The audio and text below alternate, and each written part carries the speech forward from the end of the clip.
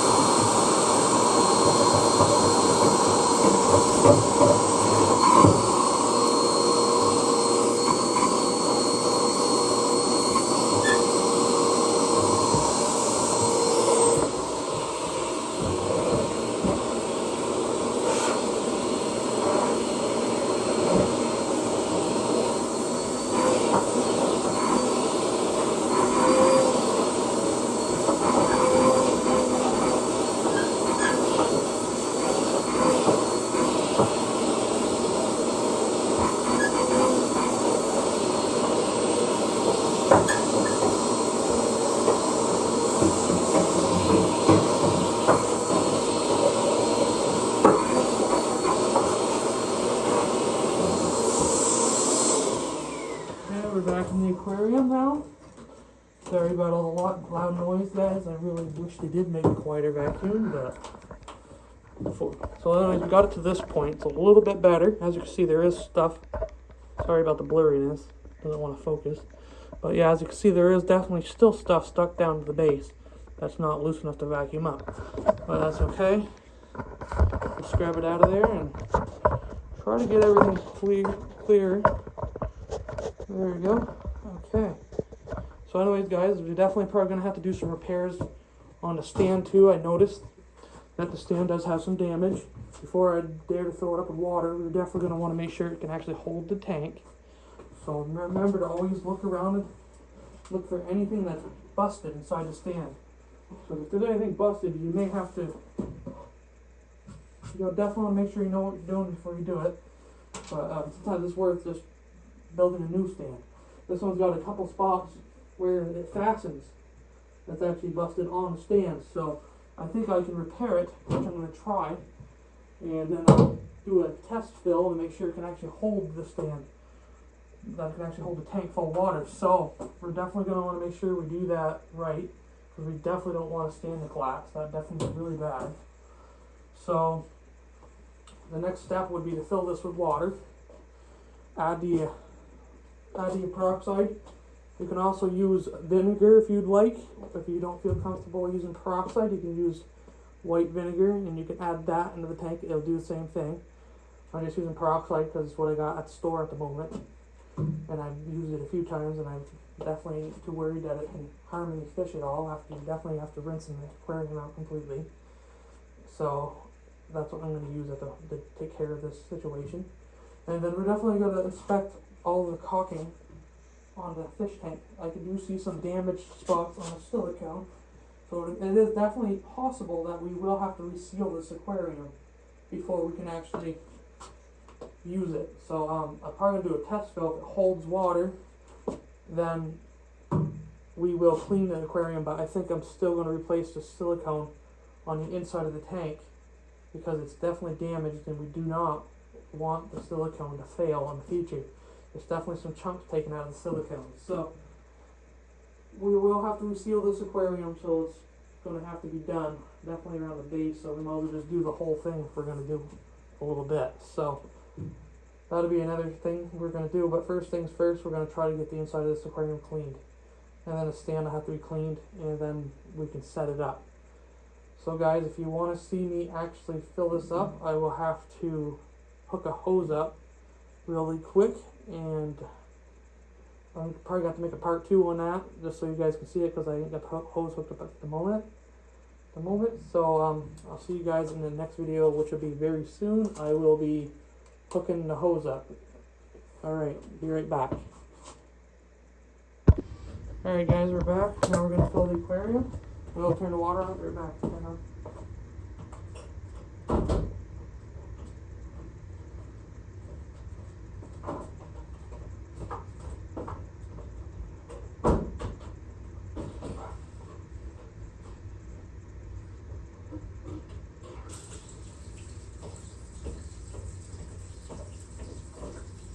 Alright guys, the water's on. So we're going to fill it probably only about halfway to start. Let's see how it takes that. And at this point we can just add the peroxide. I just squirt a little bit in there, I kind of know how much to do it. Too much, I mean if you put a little too much it's not hurting nothing because you're not really, don't need a lot of it. But I put about probably 3 or 4 tablespoons in there too. We're just going to let that set and just scrub it with.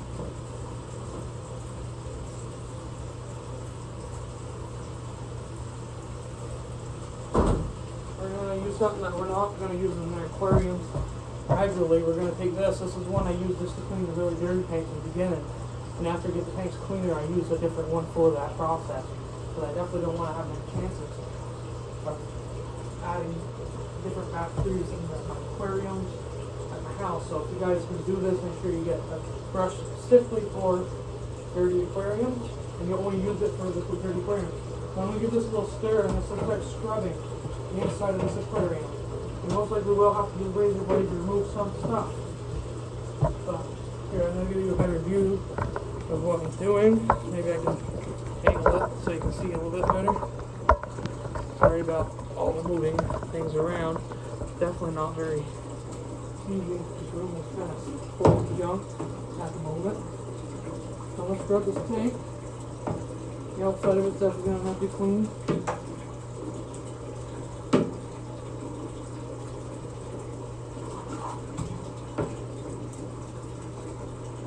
We're just going to pretty much do that for the whole thing, scrub anything that's nasty. Pretty much you should just scrub the whole entire thing, even if it doesn't look dirty. You should scrub it just to make sure you get anything off the glass that shouldn't be on the glass. Just to make sure.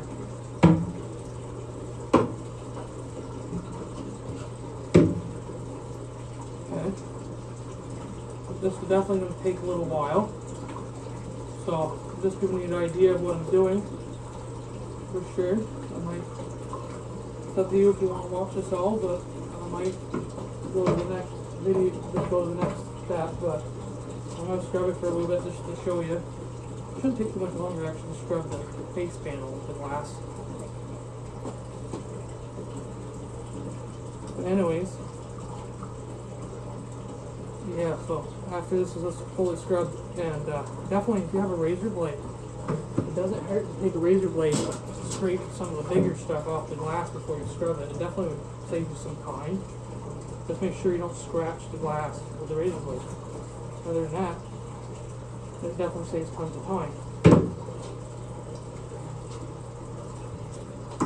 We're also going to test pretty much at this point. We're testing to see if the stand is sturdy enough now, because I already added or did a couple fixes to the stand itself to make it stronger. So we'll see if I actually got it strong enough and will stand with the weight. It looks pretty rough sandwood, rough shape, so hopefully I got it where it needs to be. If not, well, it definitely might start to buckle, and then we'll have to empty the tank as fast as possible before anything happens. It should be good. We'll find out.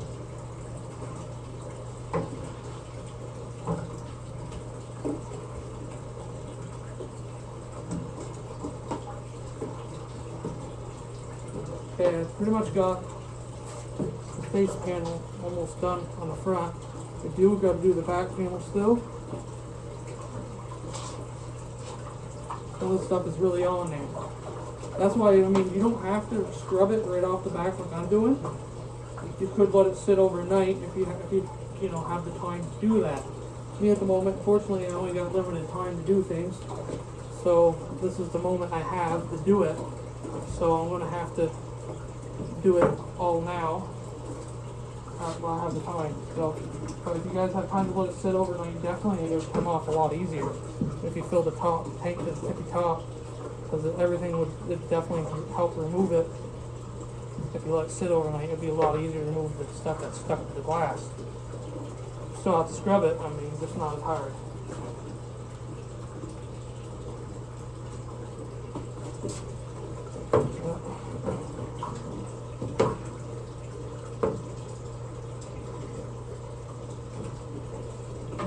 Yeah, I'm gonna end up using this tank in the store. I'll put something in it. Not 100% sure yet, but it's gonna be something cool for sure. I'm thinking of something different. I got an idea of what I want to put in it. I just don't want to tell you guys what it is yet. I want you guys to find out when I get it. Definitely gonna be cool having something different again to do for a little bit.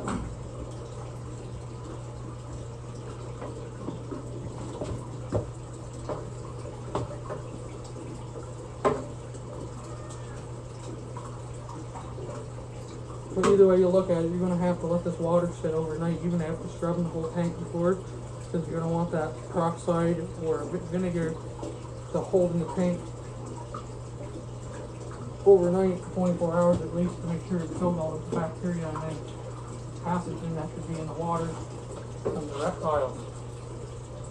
You don't want no problem. Definitely, I mean, because there's sometimes you get tanks that have mice or rats, definitely in their urine, could cause extreme ammonia spikes. So if you're cleaning a tank that had anything like that in it, you definitely want to make sure you do it really good. So it's not always that there's a reptile in the tank, because reptiles, in my opinion, are a little easier to clean than other animals. Like definitely when it comes to rats or mice or hamsters or any of those type of animals, it's really nasty when things get definitely with the feces and urine. So you have to really make sure you do those really good if you have that going on. We're almost done scrubbing this tank. All we got left is the back panel still. And we're going to finish up the top, and then we'll know if the tank leaks at all by that point. And but either way, I'm most likely going to reseal this tank because it looks like the top silicone is damaged. Like I said, it is damaged from spots.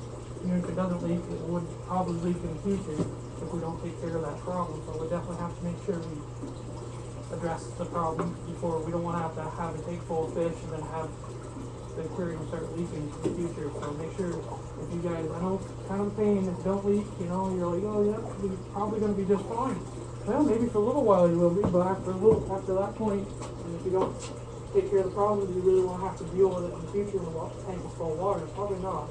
Definitely a full cycle tank. You're probably best off doing it ahead of time so you don't end up with the problems of your tank filling. And it only takes us a minute. It only takes a little bit of time just to take the time to reseal the aquarium. It's not extremely difficult, so I will be showing you how to do that when I do this aquarium. I will have a video of how to seal it, show you a video on how to do that. So it should be definitely, I actually already have a video showing you how to reseal the aquarium on my page, so you can check that out. But I also will be releasing a video on this specific to that aquarium that I'm resealing, so you guys can see how to do that.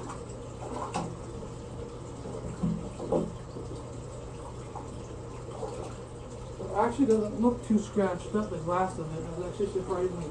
I really thought there'd be a lot more scratches on the glass. But I guess it was mostly just dirt and just nastiness from over the years of it being not cleaned properly. So, well, it happens, I guess. Definitely if you have lizard, lizard or something like that, you still probably should clean the inside of the tank. You know, I definitely would say you should. You don't want it to look unpresentable, for sure. That's definitely what happened here. Probably mess over inside the tank, but it's okay. We'll take care of it and clean it right. And we won't have to worry about it.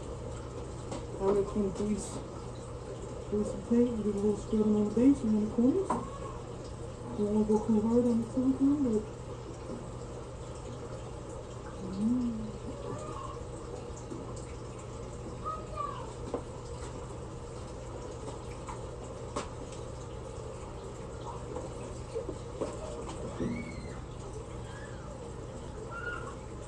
like I said, sorry about the children screaming in the background. My kids are at the store with me today.